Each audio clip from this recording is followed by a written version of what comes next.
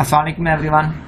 Previous videos में हम लोगों ने देखा है फॉर लूप के बारे में, फॉर लूप किस तरह से एग्जीक्यूट होती है। उसके अलावा हम लोगों ने एक असाइनमेंट भी की थी और उसको सॉल्व भी किया था रिवर्स नंबर को स्ट्रिंग मेथड का इस्तेमाल करते हुए। अच्छा, तो आज का जो हमारा लेक्चर है इसमें हम डिस्कस करेंगे ब्रेक स्टेटमेंट के बारे में। ब्रेक स्टेटमेंट या कंटिन्यूस स्टेटमेंट हम लोग कब इस्तेमाल करते हैं, इसका क्या पर्पस है। तो उसके लिए हम एक न्यू फाइल जनरेट कर लेते हैं ब्रेक के नाम से। तो मैं डायरेक्टली कोडिंग में चला जाता हूँ। कोड विंडो में जब हम इसे सेव करेंगे तो फाइल भी क्रिएट हो जाएगी।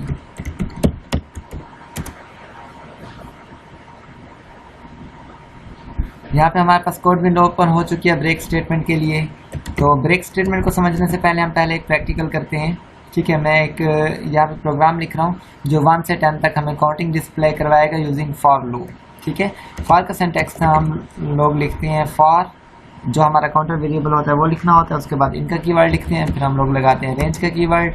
हम फर्स्ट रेंज बताते हैं जो हमारे पास मतलब फाइनल रेंज होती है, जो लिमिट होती है उसमें हम एक ऐड करके बताते हैं, क्योंकि -1 तक ये रिपीटेशन को कंट्रोल करता है, ये हम लोग देख चुके हैं।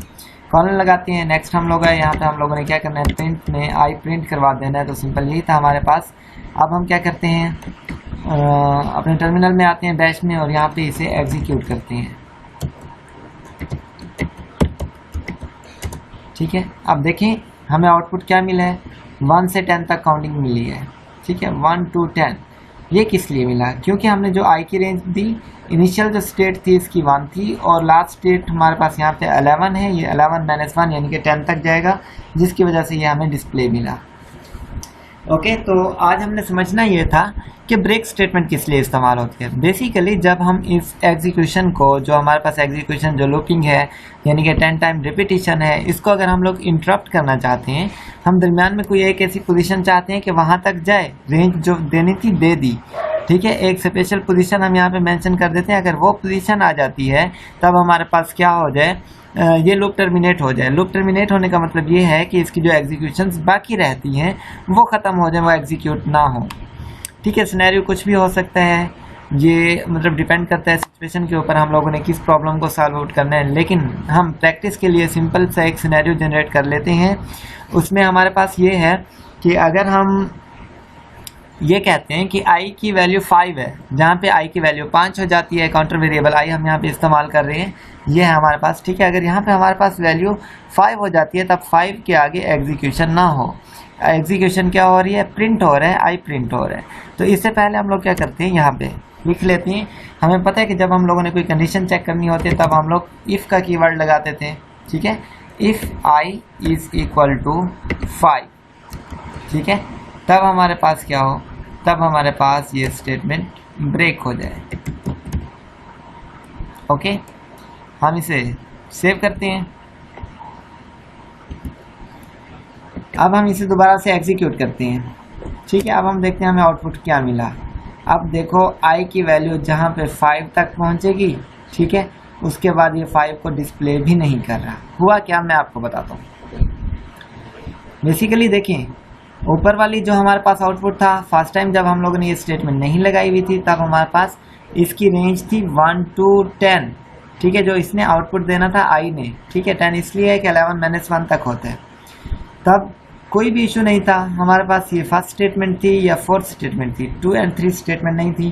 10 टाइम्स स्टेटमेंट 4 एग्जीक्यूट हो गई। हमने ब्रेक स्टेटमेंट को, ब्रेक के कीवर्ड को समझने के लिए हम लोगों ने क्या किया, यहाँ पे एक कंडीशन मेंशन की कि जहाँ पे i की वैल्यू 5 होती है ब्रेक हो जाए। इसका मतलब ये है कि ये जो एग्जीक्यूशन है फॉर लूप की, यहाँ से यहाँ तक कि आप लोगों को वर्टिकल लाइन यानी कि इसकी बाउंड्री नज़र आ रही है। ये किस चीज़ की बाउंड्री है, ये वाली बाउंड्री फॉर लूप की है और ये वाली बाउंड्री इफ़ की है। ठीक है, बाउंड्री नज़र आ रही है, ये ओवरऑल बाउंड्री टर्मिनेट हो जाएगी। इसके बाद हमने अगर कोई आउटपुट दिया है तो वो आउटपुट हमें मिल जाएगा। ठीक है, अब मैं यहाँ पे एक और आउटपुट लेना चाह रहा हूँ। ठीक है, इस बाउंड्री से निकल के, अब ना ही ये इफ़ की बाउंड्री में, ना ही ये फार की बाउंड्री में। यहाँ पे मैं लिख लेता हूँ प्रिंट, ठीक है, एंड ऑफ प्रोग्राम या वट एवर, जो भी।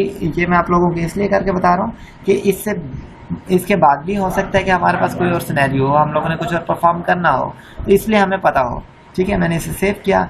सेव करने के बाद मैं दोबारा एग्जीक्यूट करता हूँ। अब चेक करें, 3 के बाद 4, 4 के बाद ये एंड क्यों हो रहा है, क्योंकि जो ब्रेक स्टेटमेंट है, जब i की वैल्यू 5 होती है तो ये इस फॉर को टर्मिनेट कर रही है।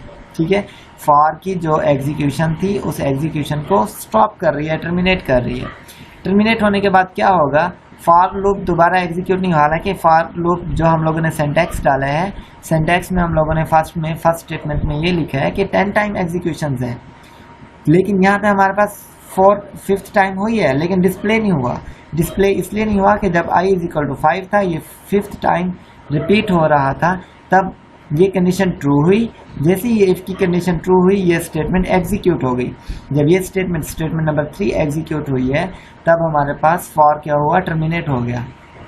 ठीक है, यानी कि फॉर ने जो बाकी एग्जीक्यूशन थी i की वैल्यू 6, 7, 8, 9, 10 के लिए, वह एग्जीक्यूशन ब्रेक कर दी। ठीक है, उसके बाद ये डायरेक्ट हमारे पास इस फॉर लूप की बाउंड्री के बाद आ गया। यानी कि यहाँ पे हम लोगों ने एक इंटरप्ट पैदा किया कि जब i की वैल्यू 5 है तब ये ब्रेक करे। अच्छा, अगर हम लोग i की वैल्यू चाहते भी हैं कि हमें i की वैल्यू मिले, ठीक है, यानी कि 5 मिले, तब हम क्या करेंगे, हम इसे यहाँ से कैंसिल कर देते हैं। ठीक है, यहाँ पे हम लोग आ जाते हैं और इंटर का बटन प्रेस करते हैं। हम लोगों ने यहाँ पे क्या लिखा, प्रिंट लिखा, प्रिंट i लिखा। अब मैं इसे सेव करता हूँ। देखिए, पहले 5 नहीं आ रहा था। ठीक है, 5 नहीं आ रहा था, क्यों? क्योंकि 5 ये वाली स्टेटमेंट, प्रिंट वाली स्टेटमेंट नंबर हमारे पास 5 पे थी, 4 पे थी। ये स्पेस आ गई इसमें, मैं इसे रिमूव कर देता हूँ। ठीक है, स्टेटमेंट 4 पे थी, तो स्टेटमेंट 3 स्टेटमेंट 4 पे आने ही नहीं दे रही थी, जो हम लोगों ने अभी तक आउटपुट देखा था। अब हम इसे देखते हैं, अब क्या होगा, पहले प्रिंट होगा, बाद में ब्रेक करेगा। अब 5 के बाद पहले 5 प्रिंट होगा, फिर ये 3rd स्टेटमेंट में चेक करेगा क्या i की वैल्यू 5 है, तो ये हमारी फॉर लूप को ब्रेक कर देगा, इसके एग्जीक्यूशन को कंटिन्यू नहीं रहने देगा। ठीक है, स्टेटमेंट नंबर 5 की तरफ हमारा कंट्रोल आ जाएगा। दोबारा एग्जीक्यूट करके चेक करते हैं। अब देखिए, ठीक है, ये हमारे पास 1 to 5 आ रहा है, क्योंकि 5 हमारे पास पहले प्रिंट हो रहा है, ब्रेक वाली स्टेटमेंट बाद में काम कर रही है। ठीक है, आपको समझ आ गया होगा। इसके साथ सेम इसी तरह का है कंटिन्यू स्टेटमेंट। कंटिन्यू स्टेटमेंट को भी हम लोग डिस्कस कर लेते हैं, इसी में कर लेता हूँ। ठीक है, अगर मैं चाहता हूँ कि हमारे पास क्या हो,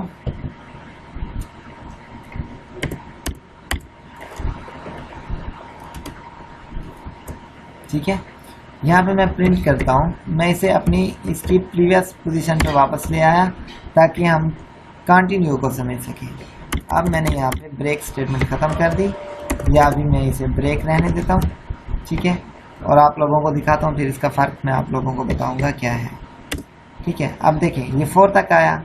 ठीक है, ये एंड तो हमारे पास इस स्टेटमेंट की वजह से आ रहा है। इस स्टेटमेंट को हम कमेंट में कर देते हैं।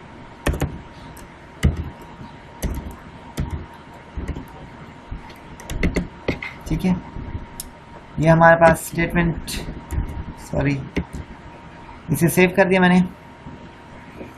ये हमारे पास कमेंट में आ गई, हमने इसे हैश लगा कमेंट में कर दिया। अब इसे दोबारा एग्जीक्यूट करते हैं, मैं आपको इसका आउटपुट दिखा देता हूँ। ये हमारे पास फाइनल आउटपुट है 1 to 4। ठीक है, ब्रेक स्टेटमेंट का। ब्रेक स्टेटमेंट क्या कर रही है, इसको आगे कंटिन्यू नहीं रहने दे रही।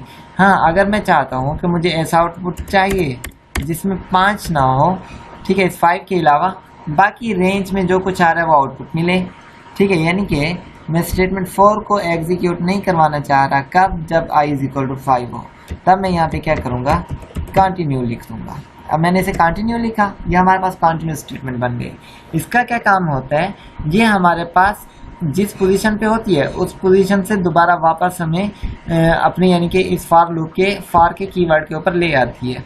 यानी कि इस बाउंड्री के अंदर बाकी जो स्टेटमेंट होते हैं उन स्टेटमेंट को चेक नहीं होने देती। इस एग्जीक्यूशन को, रिपीटेशन को कंटिन्यू कर देती है, फर्दर स्टेटमेंट्स को चेक किए बगैर। अब आउटपुट क्या आना चाहिए, हमारा आउटपुट आना चाहिए 1 2 3 4 6 7 8 9 10। क्यों? क्योंकि 5 पे ये 5 को प्रिंट ही ना होने दे, 6 की तरफ चला जाए। अब हम इसे सेव करते हैं और दोबारा चेक करते हैं आउटपुट क्या मिलता है। जो एक्सपेक्टेड है वही है या नहीं, बिल्कुल वैसा ही। आप देखें, इसका जो हमें आउटपुट मिला, इसमें 4 के बाद 6 आ रहा है। 5 को इसने प्रिंट नहीं होने दिया क्योंकि इस कंटिन्यू स्टेटमेंट ने इस एग्जीक्यूशन को, रिपीटिशन को दोबारा से कंटिन्यू कर दिया, स्टार्ट पे ले आई। ठीक है, तो ये हमारे पास प्रिंट नहीं हुआ। आप लोगों को ब्रेक स्टेटमेंट और कंटिन्यू स्टेटमेंट का फर्क वाज़ेह नज़र आ गया होगा। Thank you so much.